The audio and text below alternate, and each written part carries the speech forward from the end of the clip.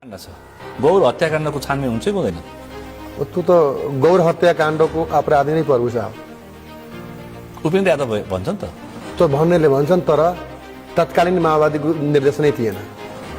माओवादीको आन्तरिक सर्कुलरमा प्रभुषा दोषी हो, मलाई थाहा। म त्यो माओवादीको रौतहटको 64 सालमा पार्टी प्रमुख थिए। 64 सालमा तत्कालीन माओवादीको पार्टी प्रमुख थिए। पार्टी प्रमुख रौतहटको हो। कसरी भन्छ गौर हत्याकाण्ड? त्यो सर्कुलरमै म त्यो सर्कुलर दिएको छैन।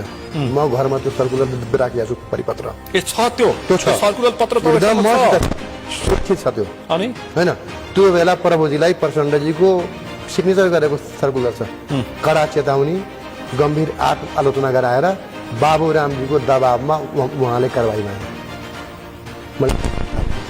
त्यतिखेर प्रभुषा बाबुराम पक्षमा थियो, समूहमा थियो होइन? अनि त्यो बेला होइन, त्यो त तत्कालीन माओवादीले भनेकै थिएन नि।